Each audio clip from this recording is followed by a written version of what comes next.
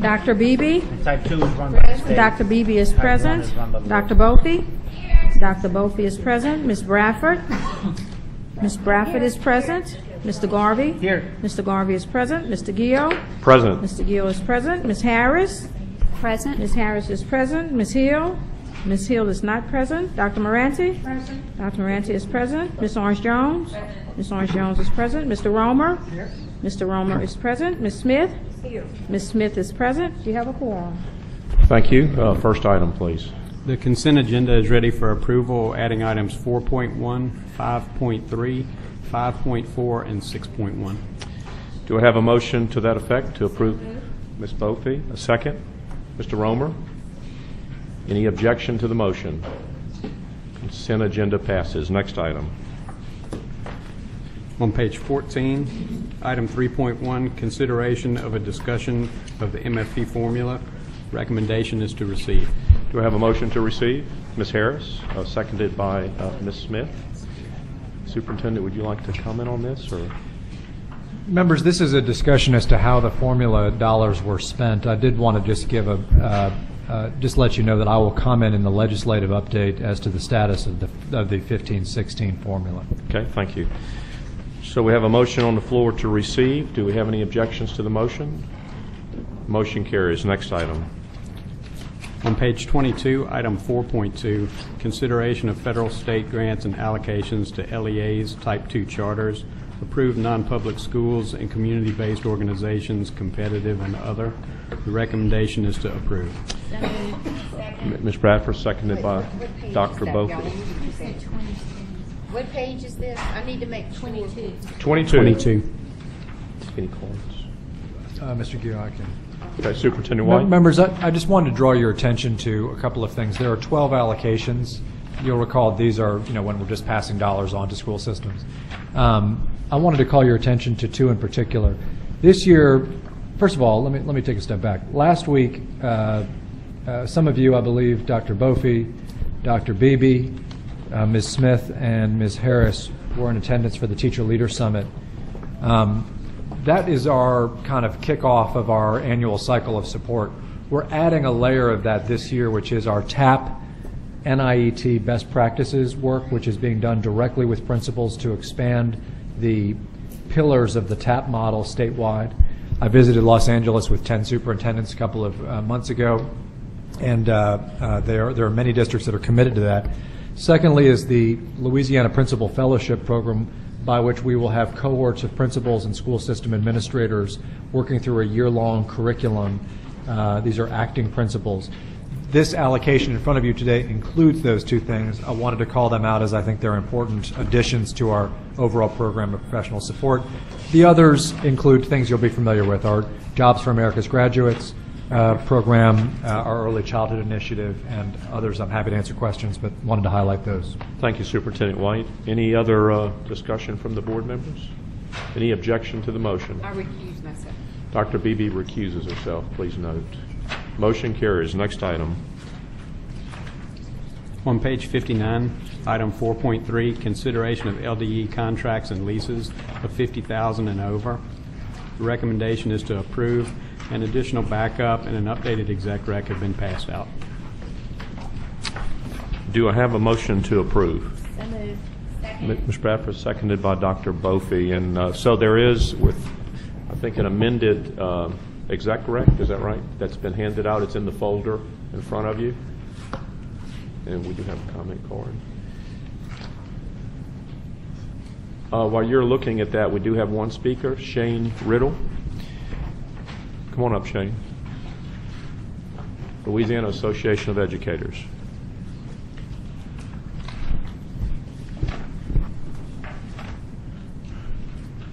Thank you, Mr. Chairman. Yes, sir. I'm Shane Riddle. I represent the Louisiana Association of Educators.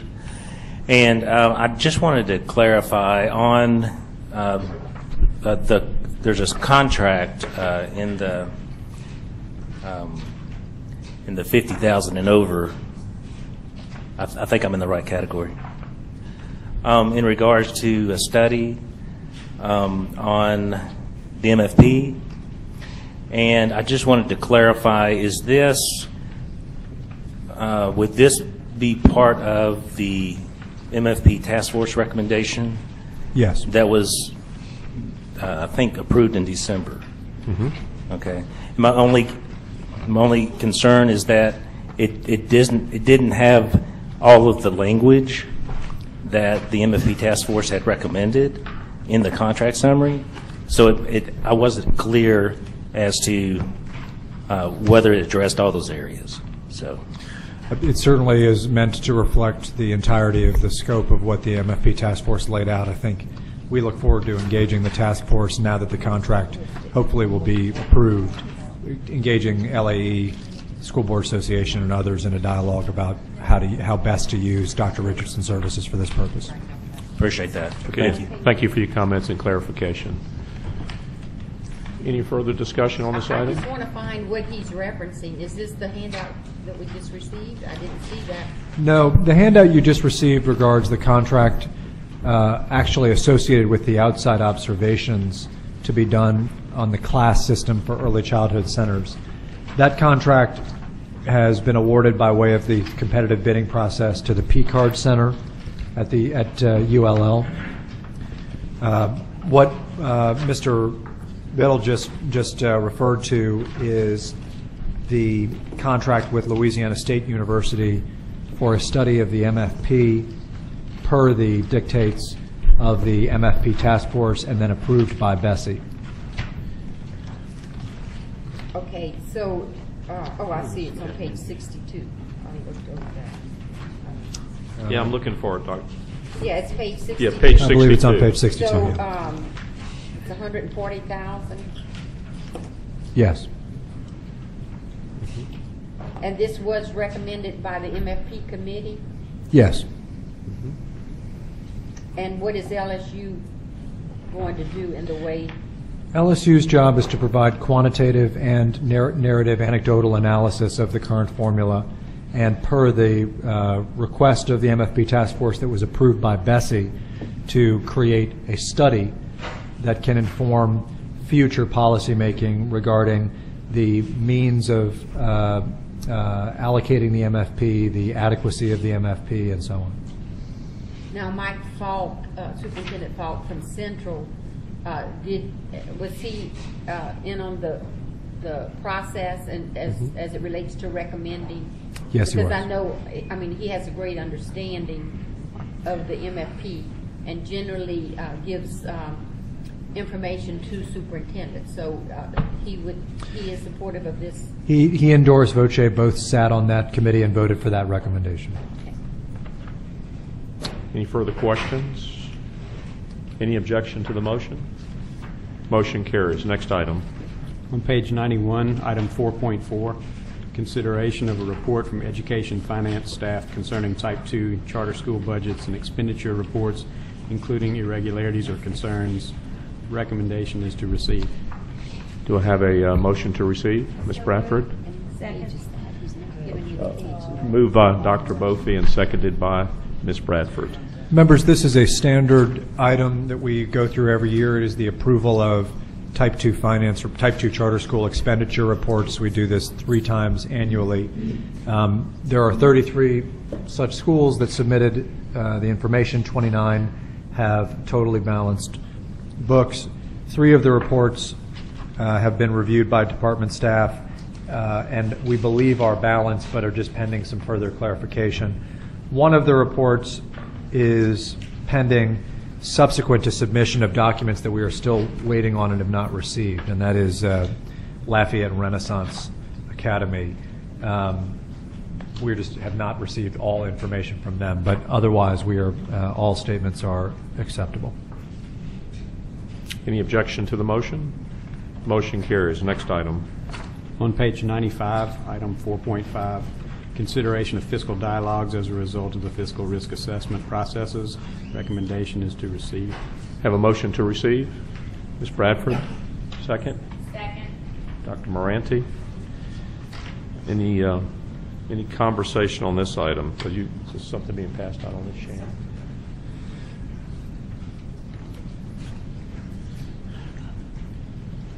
Want to give an overview of this, John? Yes. Every year we report on the fiscal health of all LEAs. This is, we call this the risk assessment. There are 162 LEAs, and they are placed in varying positions. 101 have been placed in a position of there being no action. 56 have been placed in a condition of monitoring, and 5 has been in a condition of dialogue. I'd like to draw your attention to one today that moves a Type 2 charter school, Milestone Academy, which is in the West Bank of Jefferson Parish, from no action to the monitor category, to the dialogue category. Milestone was notified on the 15th of June of this year, the 10th of June of this year, that there may be a school employee who has used school funds improperly. Milestone's board notified the Board of Ethics, and we have recommended to their board that the appropriate authorities also be contacted. We are asking that you direct us to conduct an independent audit of board policies, practices, and procedures. I can tell you that in the past with charter schools, we have done this effectively. We did this at Lycée Français in Orleans Parish 2 years ago by allowing us to hire an outside auditor that then audits board policies and practices, and that school is fully stable right now. We continue to see a pattern of repeated problems at Milestone that stem, I believe, from leadership that has not set a clear course for the school. My hunch is that this financial problem that has emerged can be traced back to that, and we need your support and your direction to us to place this school in the appropriate category so that we can take appropriate action. Otherwise, this report is fairly standard, and I'm happy to talk through any of the other cases as well. So what you're asking is that we either need a separate, well, we would determine the vehicle, but we could amend this motion to instruct that audit for Milestone? I believe you could, and I believe we would need a motion to do it. I agree. As the maker of the motion, I accept the amendment. Okay, thank you, Ms. Bradford. Dr. Moranti, will you accept that? Okay. So, can you read the motion as amended? I have amended language. You have the amended I'll give language. it. Well, let me go ahead and read it. The amendment would be to direct the department to conduct an independent audit of Milestone Academy's board policies, practices, and procedures, develop recommended improvements to ensure compliance with academic, financial, and organizational performance, and present a report to the board during the August 11th, 2015 School Innovation and Turnaround Committee meeting. So should I take that as a separate, I mean, that's a fairly complex, we can take it as a separate item under a separate action, that's under the rules? Yeah, so let's go back to the original motion and let's receive the report, and then we'll have a second motion to cover this. That's fine. Okay, Ms. Bradford, Dr. Moranti? Okay, we're to receiving the report. Is there any objection to receiving the report? Okay, that carries. Mr. Garvey, your motion. Yes, I'd like to move that the board direct the Department of Education to conduct an independent audit of Milestone Academy's board policies, practices, and procedures, develop recommended improvement to ensure compliance with academic, financial, and organizational performance, and present a report to the board during the August 11th, 2015 School Innovation and Turnaround Committee meeting. Do I have a second? Ms. Bradford seconds it. Any discussion on that motion? Any objection? Motion carries. Next item. On page 117, item 5.1, consideration of a report from Education Finance staff concerning Type 5 charter school budgets and expenditure reports, including irregularities or concerns. The recommendation is to receive. Do I have a motion to receive? Dr. Bothe, a second? Ms. Bradford, y'all are doing yeoman's work here today. Any objection to the motion? Motion carries. Okay, next item. On page 124, item 5.2, consideration of a review of the 2015-16 budget for the Recovery School District. Recommendation is to receive, and backup for this item has been passed out. Do I have a motion to receive? Dr. Bophy? Ms. Harris, would you second? Okay. Ms. Harris seconds it. Any discussion on this item? Mr. Chairman, if you would allow me, I'd like to invite Superintendent Dobart Sure. to give a brief presentation. Members, before he goes, let me just give you a quick framing on this. This budget, on an annual basis, is getting smaller. And I want to commend Superintendent Dobart, because I think one thing that this board doesn't entirely always hear is that the Recovery School District's job is essentially to run itself out of business, which means that Superintendent Dobart and his team every year, in spite of all of the things that come their way, essentially are trying. They may be the only state agency that exists that is trying to have a smaller budget every year. And I mean that quite literally. So he doesn't get a lot of thanks for this. He shows a lot of grace in doing it, but even more than that, he has effectively gotten his organization to a point where even though it is getting smaller year over year, it is continuing to do the things we are asking it to do, and he is as well. So I want to thank him publicly and allow him a chance to present this year's budget. Thank you, Superintendent. Thank you, Superintendent. Appreciate that. Mr. Chairman, committee members, Patrick Dobart, Superintendent, Louisiana Recovery School District. There's a few things I just want to bring to your attention with the budget. First of all, the timing around it. We asked the board back in the previous meeting, I believe the May meeting, that we asked for deferral of this because we wanted to make sure that HB1 and that process was completed. We've done that the last, I believe, 4 years now, going on 4 years since I've been in charge of the RSD. And subsequently, you all have approved. So today is just a review of the budget. And then in August, we will come back for approval, and seeking approval. With that, the next time that we have Bulletin 129 coming up for policy changes, we're going to work on that timeline so we don't have to ask the board every year for this deferral. We'll make sure that it syncs to right after session, and then we can just do the review and then do hopefully the approval in the subsequent BESE meeting. So we're mindful of that. We appreciate your graciousness in allowing us to have the opportunity to finish the legislative session. And so what I wanted to do is just take a moment, Mr. Chairman, just to do a high-level overview. Yes, sir. And I just also want to say, members, as you have time to review our budget, please feel free over the next 2 months before the August meeting, if you have any questions that you would like to go into more detail after you've had a chance to review, I'd be more than happy to make myself or our team members available to address any of your questions that you may have. And so with that, as the superintendent just shared with you all, over the past few years, the Recovery School District, we have worked to dramatically reduce and restructure and streamline our budget in accordance and also in alignment with the organization itself. And so we really have moved to a place to effectively support schools throughout the Recovery School District, particularly low-performing schools that we continue to see that we want to transform and make into quality school environments for families. And our budget basically provides the supports necessary for governmental functions within a decentralized system of schools, particularly in the New Orleans area, but also in Baton Rouge and for one school in Shreveport. And so with that, you'll see a common theme within our budget that really focuses on 3 key areas. Number 1, equity for all students. Number 2, diverse school and programs for diverse students. And thirdly, the preservation of our school facilities infrastructure.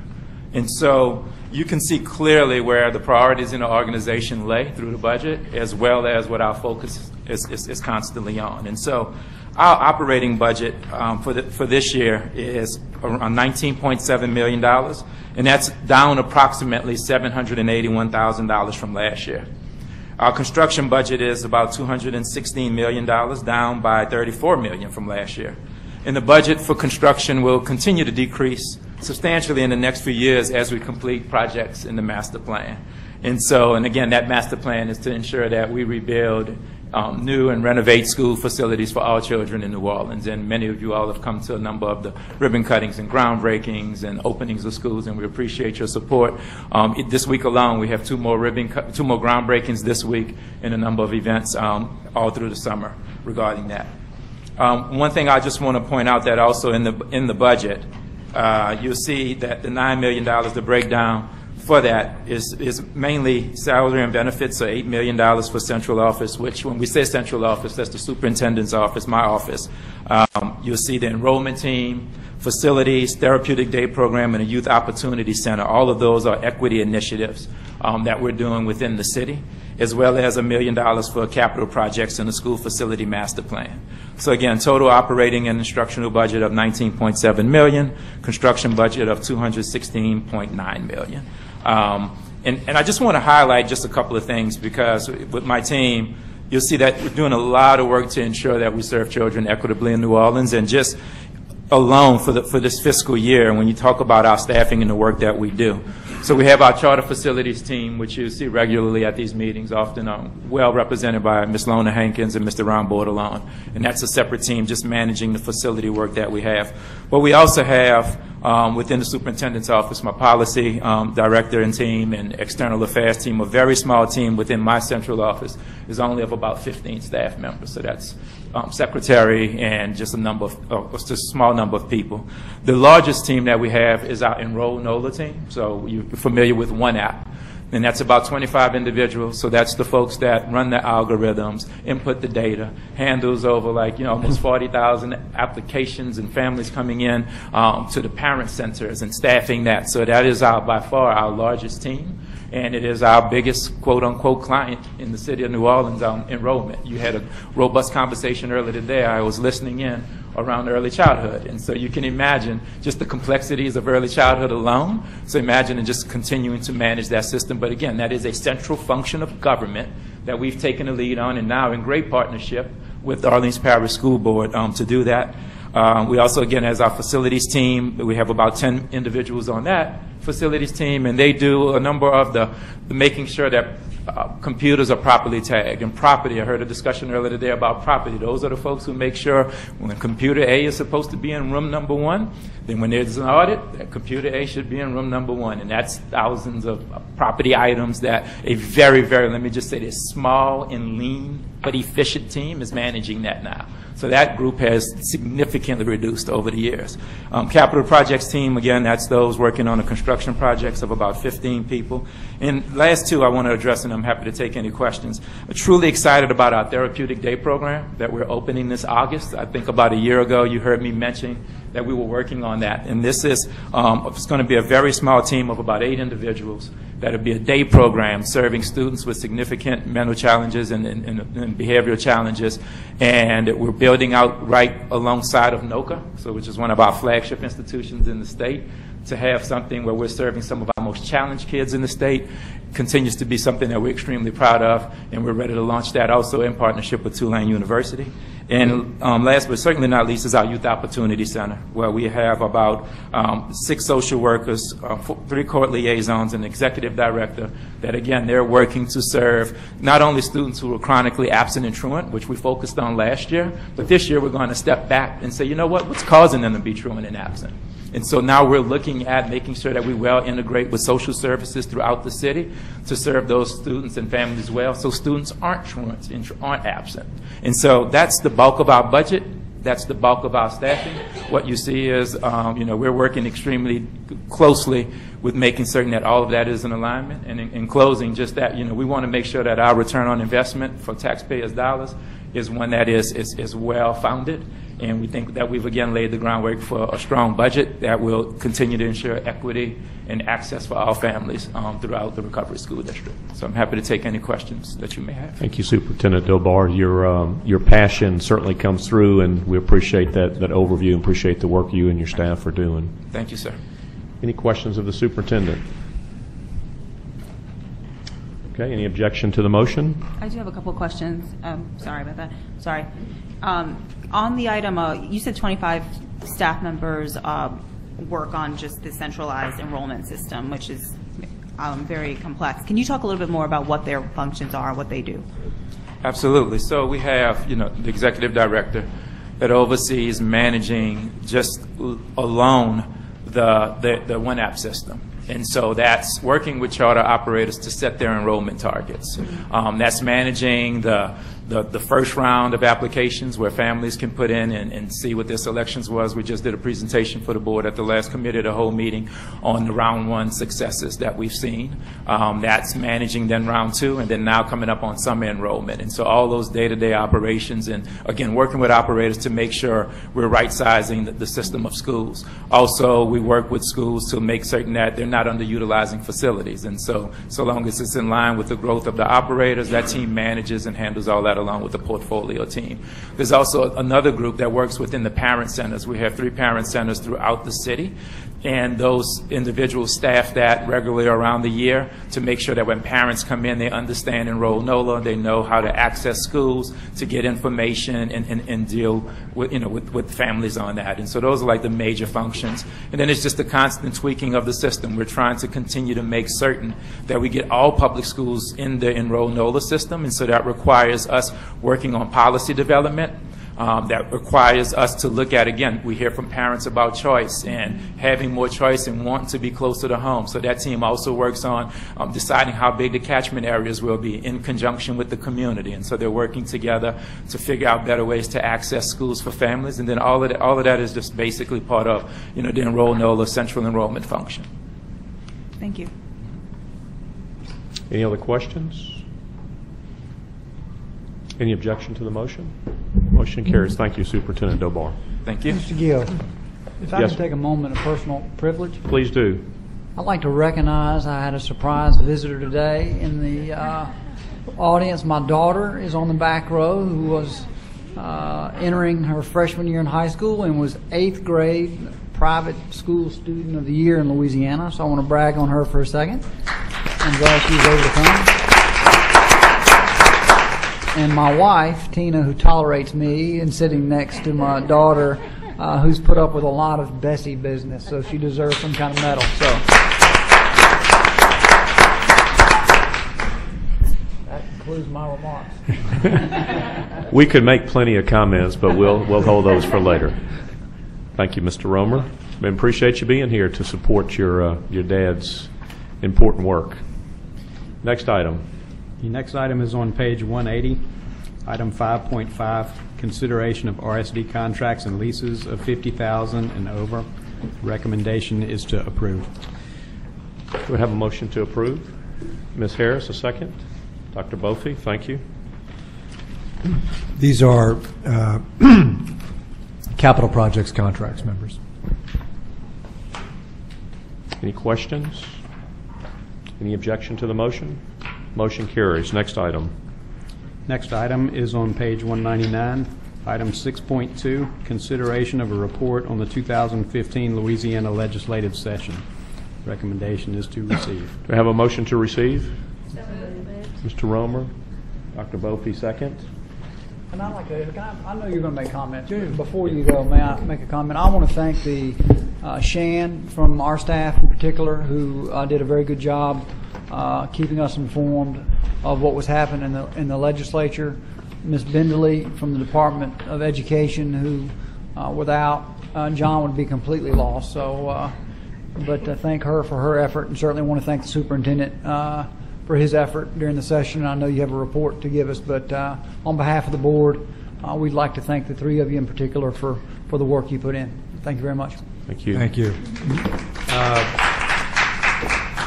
Let me also just say that this has been a very active term in public education, as everybody here knows.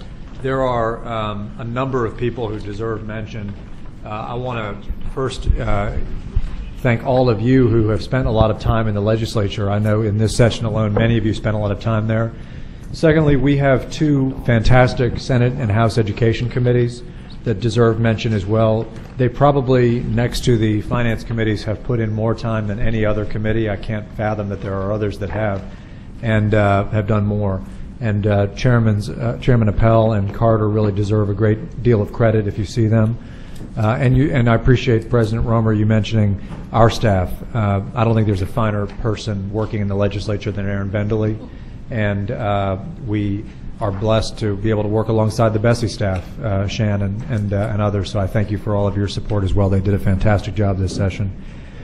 I thought that this session, there were a lot of articles predicting gloom and doom when it came to public education. I'll tell you, I don't think there was a single piece of legislation that didn't end in a place that this board would have wanted it to end in roughly. As Ms. Smith said earlier, nothing's perfect. But I have to tell you, every piece of legislation I feel like was dealt with appropriately through a dialogue that was fair and above board and was a courteous dialogue, especially relative to some past years. That's true of the Common Core Compromise, which created the process you just talked about. It also created an arrangement on testing for 1 year, such that we will enter into longer-term contracts subsequent to the creation of the Louisiana student standards after the review process. For this year, now the Division of Administration, upon the governor's signature, will be instructed to enter into a contractual arrangement with the Department of Education. You will be seeing that contract for a 1-year test. That test will be no more than 49.9% made up of park or park-type questions. It will measure the current standards that are in place, and we will then begin working on a longer-term contract that will reflect the new reviewed standards. Secondly, the other piece of major legislation other than the MFP that really took up a lot of attention, I think, is a bill by Senator Claytor, Senate Bill 267, which sought to adjust the way that funds are dispersed by this board for serving special education needs. This is a long-time discussion that Mr. Gio has led at the MFP task force that I believe has gotten to a good place. This will allow us to work in Orleans Parish on a very differentiated funding formula, and statewide will rectify a long-time problem, which is school systems and charter schools being held to an equal standard, not one better, not one worse, but an equal standard in terms of how those funds are dispersed. I thank Senator Claytor. I finally would say that a whole slew of resolutions have been passed ordering us to study various things and consider this and consider that, keep doing this, don't do that, and we'll all have to work our way through that. And I see Mr. Richard and Mr. Fleming, and I know they're working through this out and those things as well. We'll be bringing you our interpretation of those at our next meeting and in meetings hence. We'll be continuing our panels like our 240 subcommittee from Representative Hoffman, our MFP task force, our accountability commission. All those things will go on throughout the course of the year. Let me finally close by just saying that there's a number of people who represent varying sides of the debate. I'm looking at our special education advocates, our union advocates, our school board advocates, our charter school advocates, our reform political party advocates, our Stand for Children advocates, our principal advocates. And so there are a number of you out there. I hope that you feel, as I do, that for as many disagreements have characterized public education over the last 4 years, that while this session didn't necessarily mark a coming together, it did mark a common level of respect among all of the groups that I mentioned and others. I personally feel that way about all of the individuals sitting in this room representing those groups, and I hope you feel that BESE and department staff have done a fair job in representing your views and doing so in a way that is respectful of the plurality of opinions that exist in our state.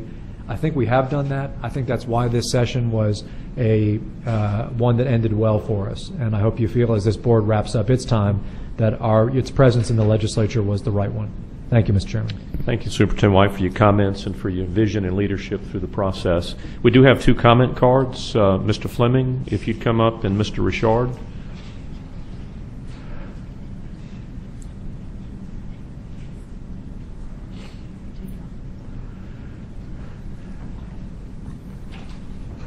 Sean, why don't you go ahead? Okay. Thank you, Mr. Chair, members of BESE. I want to thank Superintendent White.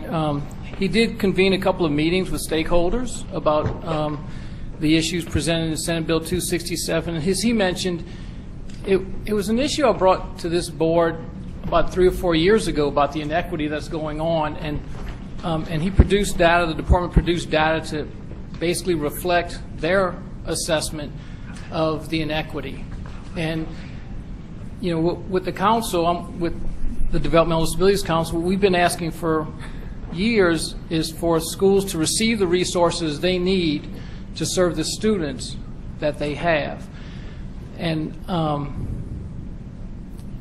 I've been knowing, and I've tried to communicate to this board, and I've communicated to the legislature that that was not occurring. And while we disagreed on the timing, it was refreshing that everyone agreed, at least when the numbers got put in front of them, that the inequity needed to stop. And so I do just want to express my appreciation that it will finally be corrected. Thank you. Good. Thanks for coming and sharing your comment, Sean. Mr. Chairman? Yes. Jim? Yeah, I'm sorry. I'm not sure I got the full tenor of the comments. Is your parents supportive of the legislation? Were they supportive of the legislation? Yes. I mean, the council's been just requesting that the MFP be distributed in accordance with the formula. You know, that if a school has a kid with a disability, that the money associated with the kid with the disability goes to that school. And what we discovered a few years ago was that was not the case. And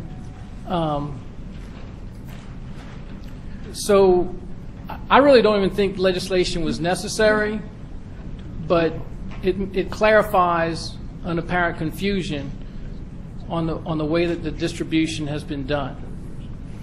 It makes it very clear. It makes the legislative's intent explicitly clear to something that, in my opinion, should not have been allowed to happen in the first place. So I was grateful for and the parents I know were grateful for the legislative action to get that to occur. Okay, great. Thanks. Thank you, Mr. Fleming. Mr. Richard? Good afternoon, members. Scott Richard, Executive Director of the School Boards Association, and come here today to say thank you. Thank you to the MFP Task Force. Thank you for the leadership that BESE has shown and Superintendent White has shown over the last couple of years in raising the level of awareness, especially with our legislators, of the need to fund public education and make it a priority in the most recent legislative sessions.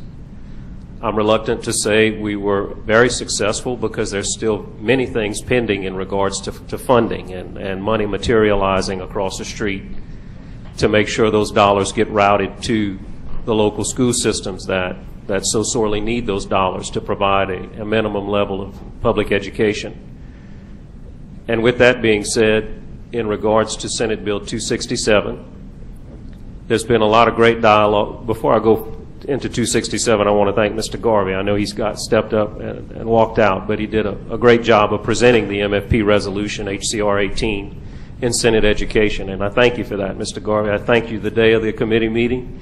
Unfortunately, it didn't move out of committee, but I think the dialogue that occurred helped move the process forward for our legislature to ultimately come to the conclusion that there needed to be an effort to fund outside of the formula some of the things that had been requested by the MFP Task Force. And so thank you publicly for your job on that Senate Ed that day.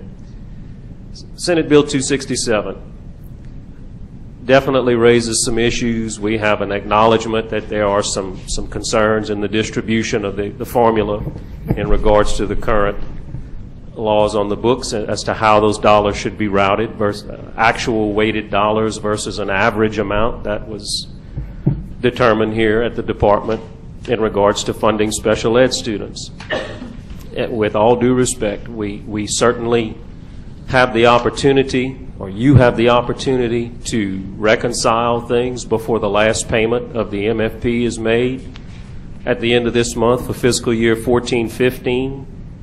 There's been an enormous amount of dialogue, positive dialogue, to highlight the fact that some of those dollars may have not been distributed in accordance with the law, and would respectfully request on behalf of the school boards around the state that there be some consideration given by the department and this board in the reconciliation of payments to make sure those dollars are distributed accurately and in accordance with the MFP resolution prior to the last payment of the 14-15 MFP. And again, I thank you for your time and your efforts in your public service, and hopefully this request will be taken seriously. Thank you.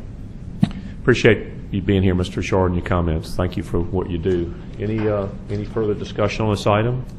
Any objection to the motion? Motion carries. Any other business before admin and finance? No, that concludes our meeting. I believe the Regents' combined meeting is 9 o'clock in the morning. Yes, and I believe breakfast at 8:30. Okay, 8:30.